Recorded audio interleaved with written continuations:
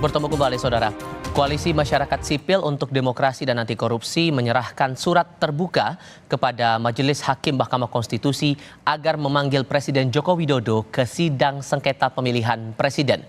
Koalisi Masyarakat Sipil yang terdiri dari aktivis dan sejumlah organisasi masyarakat sipil mendesak Mahkamah Konstitusi untuk segera menghadirkan Presiden Jokowi serta 8 menteri dan pimpinan lembaga negara untuk dimintai keterangan.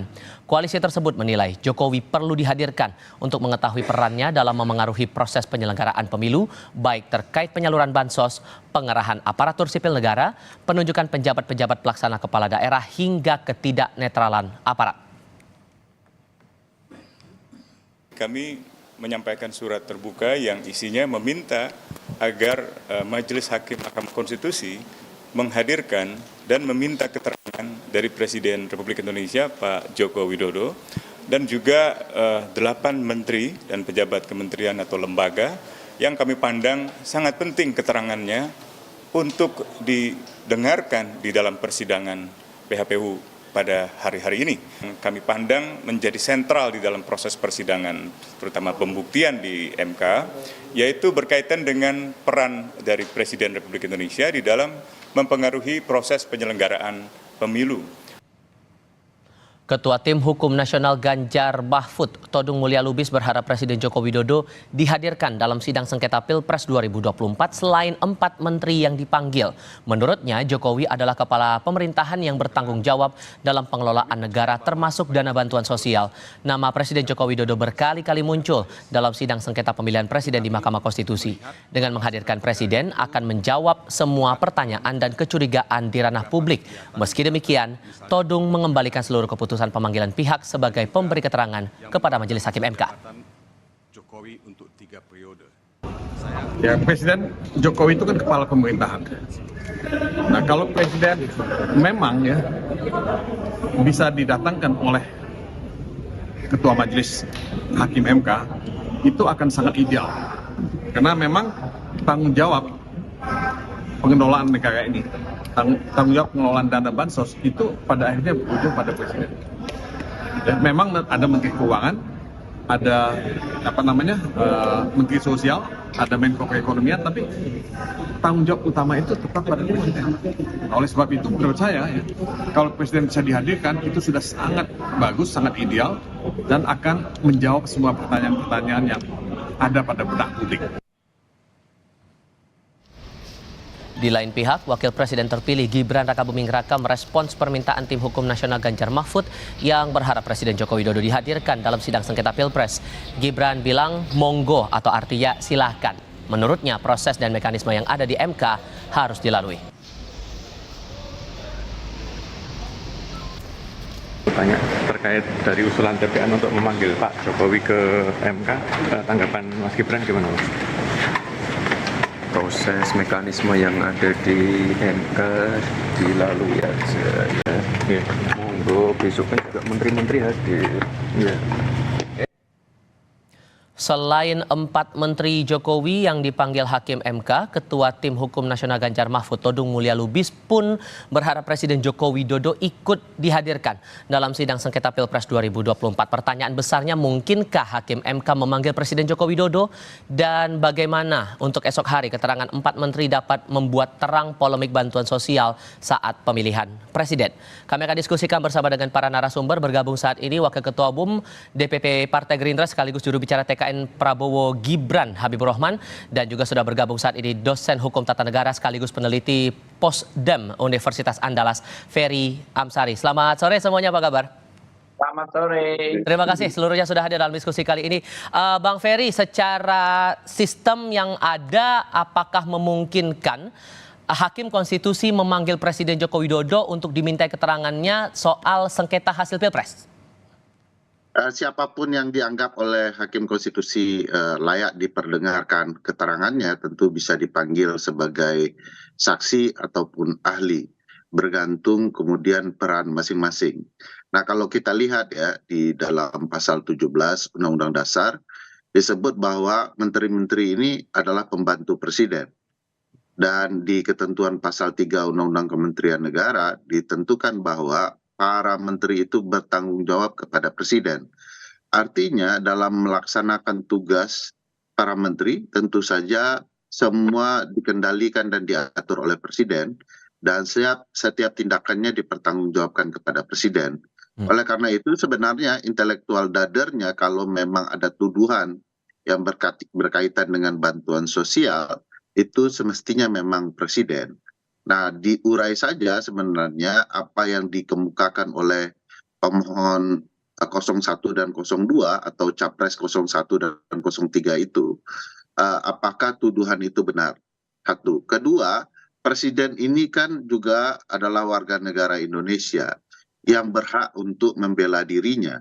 Dalam konteks ini, keberadaan presiden, hadirnya presiden juga dikaitkan dengan upaya dirinya untuk membela berbagai tuduhan yang mengarah kepada dirinya. Jadi dua hal ini penting dan saling berkaitan dengan hak-hak warga negara juga. Memungkinkan Jadi tidak tapi ada mendesak tidak menurut Anda?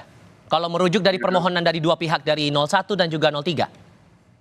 Kalau didengar dan dibaca permohonan 01 dan 03 bisa kelihatan bahwa tudingan itu kan mengarah kepada presiden.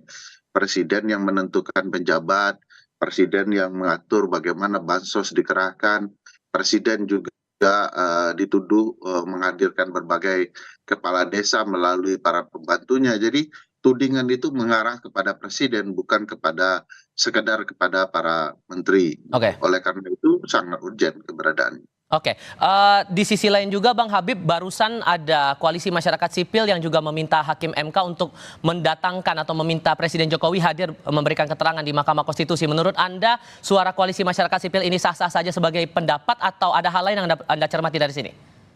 Ya, dalam konteks demokrasi sah-sah saja koalisi masyarakat sipil berpihak kepada salah satu paslon ya, atau salah dua paslon.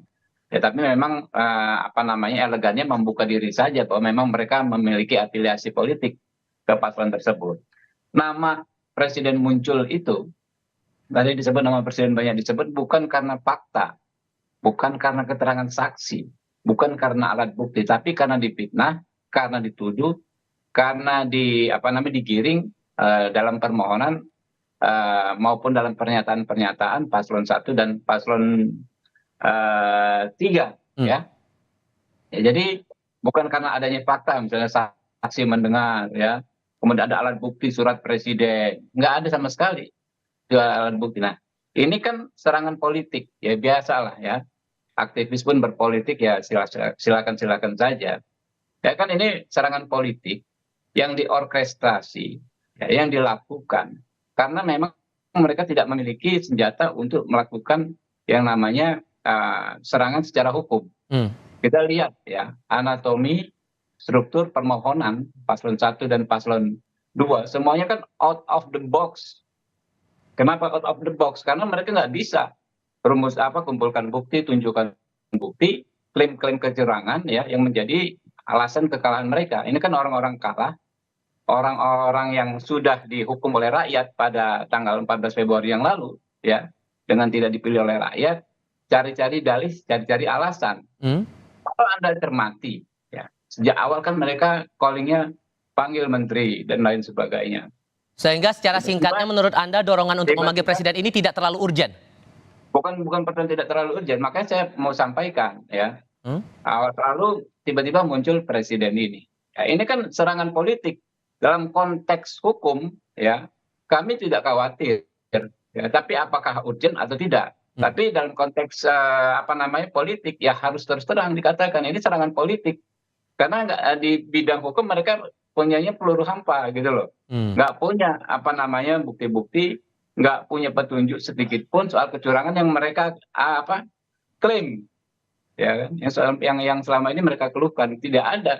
Jadi makanya kalau ketika ini debat di Pilpres kali ini bukan debat soal bukti, bukan debat soal saksi. Ini ingat waktu 2014 itu kan, ada kami hadirkan yang namanya Novela yang dari Papua itu.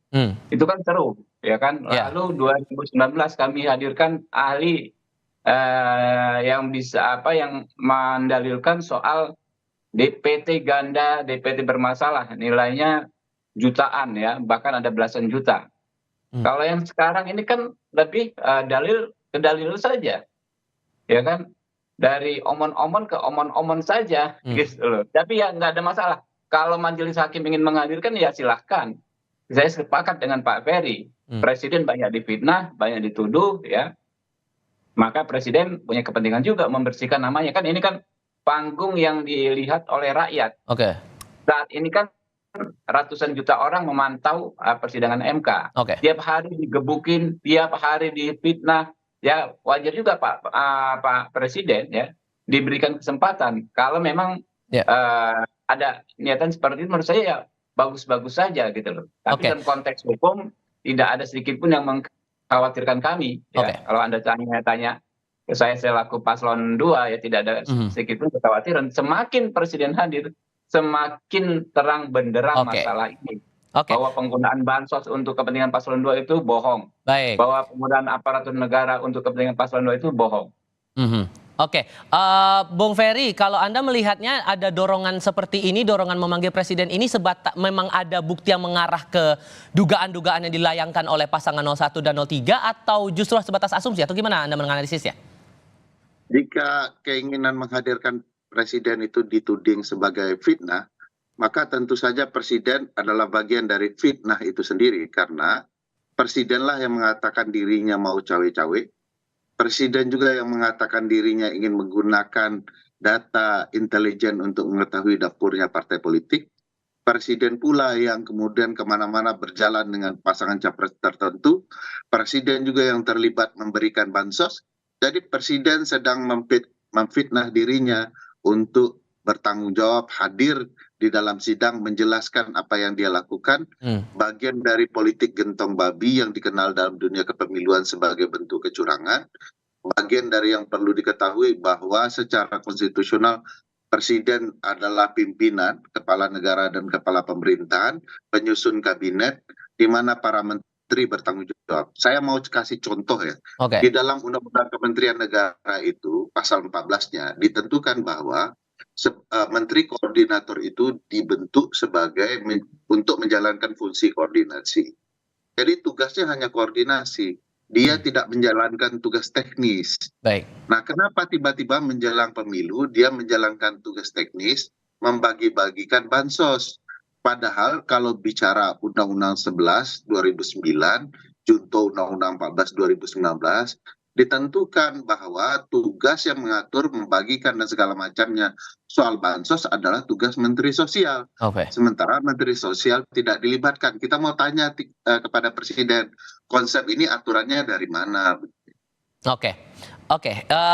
Memang ini masih dorongan saja seperti itu. Tapi yang menjadi real esok hari adalah pemanggilan terhadap 4 menteri yang bakal dijadwalkan berlangsung pada pukul 8 pagi di Mahkamah Konstitusi. Nah, sejauh mana keterangan 4 menteri ini bisa membuktikan tuduhan kecurangan yang dilayangkan oleh para pemohon? Tapi kita akan lanjutkan di sesi berikutnya ya. Kami harap Anda tetap bersama kami di Kompas Petang.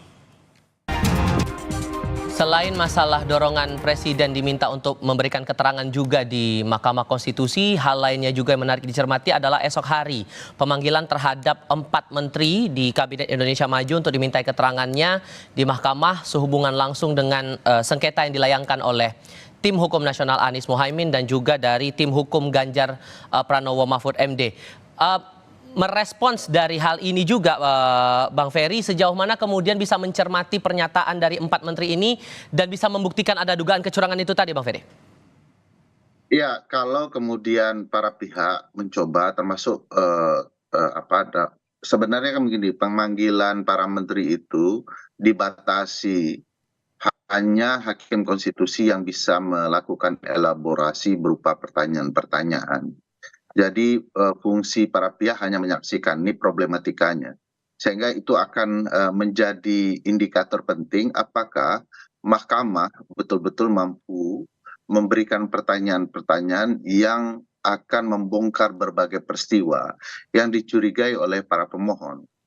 Pada titik lain, jika mahkamah kemudian tidak mampu menggali, para pihak tidak diberikan kesempatan untuk memberikan pertanyaan yang bagi saya sangat penting untuk dilakukan, dan itu adalah hak mereka di dalam proses pengadilan.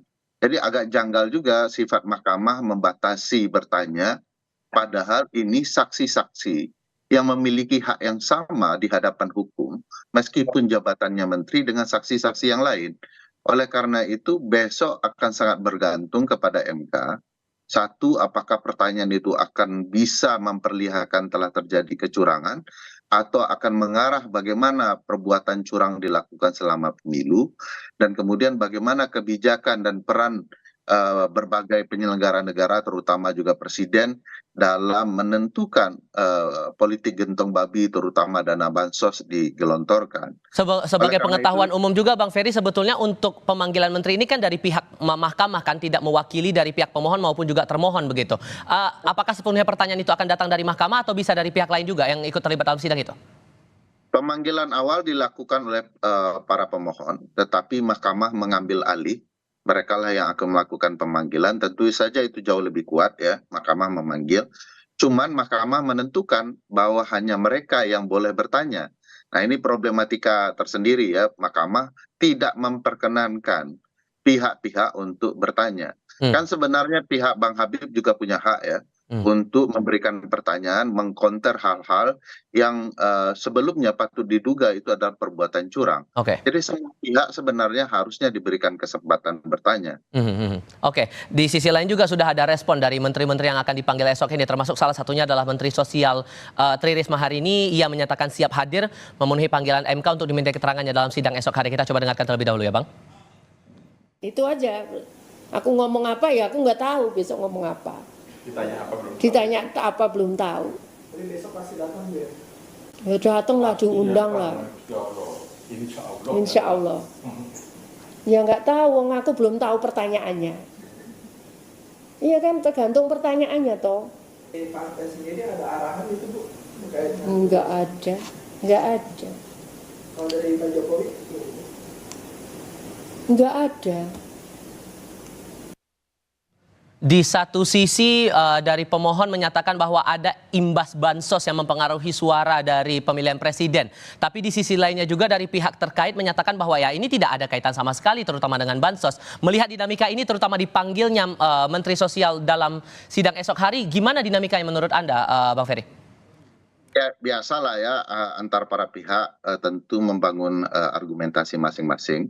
Tetapi secara ilmiah dan bukti-bukti konkret yang ada, sebenarnya sulit dipungkiri bahwa politik gentong babi yang berupa penyerahan atau pembagian dana insentif negara untuk pihak-pihak tertentu dapat terpilih kembali memang di dunia juga terjadi dan dikenal sebagai bentuk kecurangan yang memanfaatkan dana negara.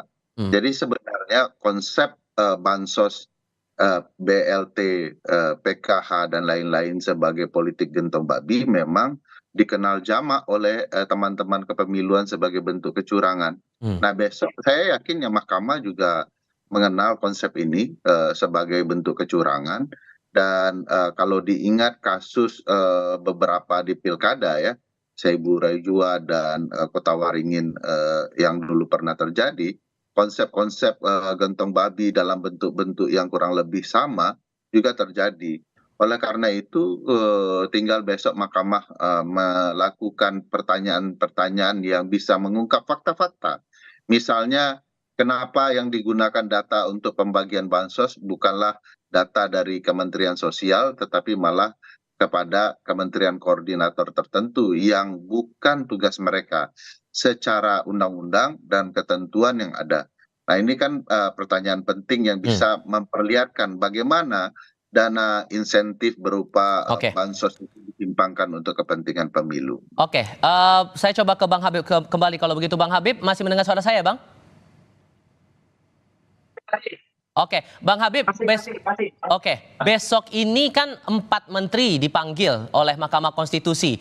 Dan salah satunya adalah menteri yang terafiliasi dengan 02, Pak Erlangga Hartarto. Apakah ini tidak akan menjadi tantangan nanti saat akan digali atau mendengar keterangannya? Sejauh mana nanti akan mencermati keterangan itu? Ya, yang saya pahami besok itu kan pemberi keterangan, ya bukan saksi. Nah, karena itu dalam konteks konflik kepentingan saya pikir tidak relevan. Begitu juga kan ada Ibu Risma kan menteri dari PDI Perjuangan ya, nggak akan ada masalah. Cuma mereka hanya akan ditanya ya kan apa yang mereka praktekkan dalam kerjakan sebagai kapasitas sebagai menteri terkait. Ya. Dari disitulah menurut saya akan terbuka semua ya bahwa tuduhan-tuduhan tersebut tidak benar adanya. Bagaimana nanti dibuka misalnya kesepakatan awal, perencanaan awal, ya minute of meetingnya, pemberian bansos. Lalu dibuka juga bagaimana siklus distribusi bansos. Kemudian juga alasan-alasan misalnya mekanisme distribusi bansos yang dikatakan berubah. Apakah karena memang ada penyederhanaan? Kalau dulu kan penyederhanaan ini yang saya dengar karena ada kasus tipikor ya, di mana Menteri Sosial sebelum Bu Risma ya juga kader partai politik tertentu ditangkap tangan melakukan korupsi dana bansos, dan masih banyak kasus-kasus terkait bansos yang memang belum selesai. Apakah penyederhanaan itu ya kan ya shortcut, semacam shortcut itu alasannya itu nanti sama-sama kita dengar. Sehingga kalau saya sih ya saya kan di DPR, saya tahu banget ya bagaimana soal bansos dan lain-lain ini gitu loh. Bagaimana disepakati di komisi berapa, partai-partai apa saja, kemudian ketika implementasi juga bahkan di level pileg, saya tahu persis ya ada kekuatan-kekuatan tertentu yang menikmati memang mengklaim bansos ini, bahkan secara administrasi. Beda dengan pilpres ya, di mana persaingannya adalah persaingan ideologis. Ketika pileg ada oknum-oknum yang mengadministrasi distribusi bantuan, bukan hanya bansos sebetulnya. Sehingga Anda meyakini bersama dengan teman-teman tim pembela Prabowo Gibran, keterangan 4 menteri ini tidak akan sepenuhnya menjawab permohonan dari para pemohon soal adanya dugaan bansos terkait dengan hasil pilpres itu? Justru kalau itu kan sudah terbantah hari ini terang benderang ya. Hasil berbagai macam analisa ilmiah teman-teman, ada Litbang Kompas. Saya kan pasti dibuka oleh Pak Kodari, Pak Hasan Nasbi, tidak ada kaitannya. Karena bansos misalnya di luar negeri kami menang juga gitu loh. Cukup telak gitu loh, padahal nggak ada bansos ya. Banyak asumsi yang hal-hal yang berbau asumsi kan gampang mematahkannya juga dengan asumsi argumentasi yang lebih kuat. Itu gampang, tapi kalau mau faktual, mau sesuatu yang reasonable secara faktual memadai, memang keterangan para menteri ini besok justru akan memperkuat bahwa tuduhan-tuduhan tidak benar, memperkuat dalil kami justru. Oke, Bung Ferry, singkat saja untuk sebagai penutup diskusi kali ini, apa yang akan Anda harapkan nanti dari pemanggilan 4 menteri ini? Ya, tentu saja pemanggilan ini membuat terang ya berbagai hal sehingga tidak timbul sakwa sangka, sehingga yang tampil di dalam persidangan adalah fakta-fakta yang konkret yang memperlihatkan kebenaran sesungguhnya. Dan mudah-mudahan kita diselamatkan oleh Mahkamah Konstitusi, demokrasi kepemiluan kita, dan kehadiran mereka betul-betul juga akan menyuarakan betapa bermasalahnya pemilu 2020. Besok pukul 8 pagi di ruang sidang pledo Mahkamah Konstitusi. Terima kasih Bang Ferry dan Bang Habibur Rahman juga terima kasih sudah berdiskusi bersama kami. Selamat sore semuanya.